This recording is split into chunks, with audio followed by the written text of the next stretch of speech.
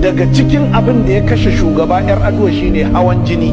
Abokina mai bashi shawara na musamman akan harkokin shari'a lauya ne, ya ce lokacin da ya je ya same shi akan kudin wutar lantarki da aka cinye, ya ce da ya daga kai ya kalle shi ya ce sai sun kui da kai, ya ce sai ɗauka nazari ne irin na manya sai ba shi wuri, ya ce yana fita aka ce ya suma, shine aka rahala shi aka yi Saudiya.